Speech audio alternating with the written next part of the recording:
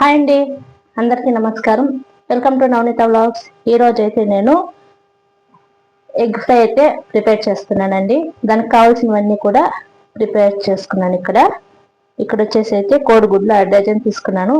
అన్నీ కూడా ఈ విధంగా కొట్టిపోసుకున్నాను. ఇంకా ఎర్రగడ్డలు అయితే ఈ విధంగా కట్ చేసి పెట్టుకున్నాను.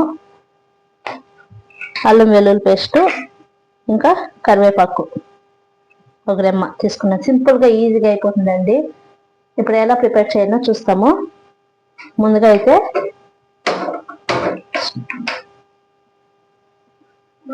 పెనం పెట్టుకుంటున్నానండి.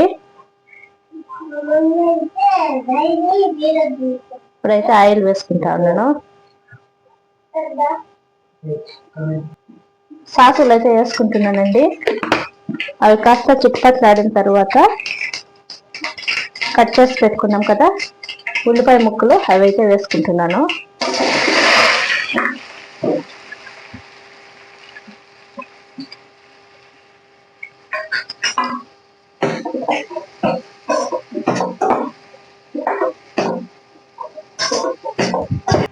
ఎర్రగడ్డలన్నీ కూడా బాగా వాడాలండి.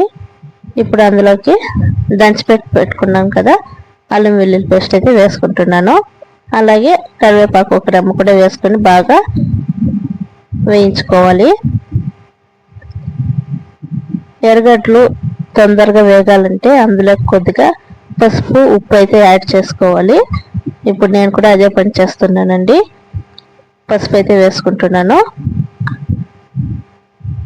దీన్ని కూడా బాగా కలుపుకోవాలి. అలాగే తగినంత ఉప్పు కూడా వేసుకోవాలి. ఇలా వేసుకున్న తర్వాత బాగా కలుపుకోవాలి.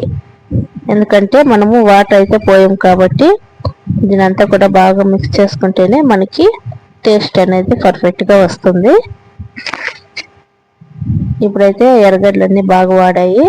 ఇప్పుడు అందులోకి 2 స్పూన్లు ధనియాల పొడి వేసుకుంటున్నాను. అలాగే స్పైసీని బట్టి కారం కూడా వేసుకుంటున్నానండి. మీ స్పైసీ బట్టి మీకు తగినంత కారం కూడా వేసుకోండి. ఇప్పుడు దీనంతా బాగా మిక్స్ చేసుకోవాలి. అలాగే గరం మసాలా కూడా వేసుకోవాలండి. ఇలా వేసుకున్న తర్వాత మనం ముందుగా రెడీ చేసి పెట్టుకున్న కోడిగుడ్లు కూడా ఉన్నాయి కదా, వాటిని అయితే ముందుగా కొట్టిపోసుకున్నాను కదా. ఇప్పుడు వాటిని కూడా అందులోకి అయితే పోసేసుకుంటున్నాను. స్టవ్ అయితే సిమ్లో పెట్టుకోవాలి. ఎందుకంటే మనకు గుడ్డ అనేది పోసినప్పుడు అడుగంటుతుంది. ఇలా అడుగంటకుండా ఉండాలంటే సిమ్లో పెట్టుకొని ఈ మిశ్రమాన్ని అంతా పోసుకొని బాగా మిక్స్ చేసేసుకోవాలి. మసాలా అంతా బాగా పట్టేటట్లు ఇలా సిమ్లో పెట్టుకొని బాగా కలుపుకుంటూ ఉంటే మనకి ఫ్రై అనేది దగ్గరకు వస్తుంది. ఇప్పుడు చూడండి, ఫస్ట్ వేసినప్పుడు ఎలా ఉంది, ఇప్పుడైతే ఎలా ఉంది అనేది. ఇప్పుడైతే మనకి ఫ్రై అయితే రెడీ అయిపోయింది. ఇప్పుడైతే స్టవ్ ఆఫ్ చేసేసుకుంటున్నాను. అంతేనండి, ఎంతో సింపుల్గా ఈజీగా ఉండే ఎగ్ ఫ్రై రెడీ. మీరు కూడా ట్రై చేయండి. నచ్చితే లైక్ చేయండి, షేర్ చేయండి, సబ్స్క్రైబ్ చేసుకోండి. ఇంకా నేనైతే చపాతీ అయితే చేశాను. చపాతీ కాంబినేషన్కి అయితే చాలా సూపర్గా ఉంటుందండి ఎగ్.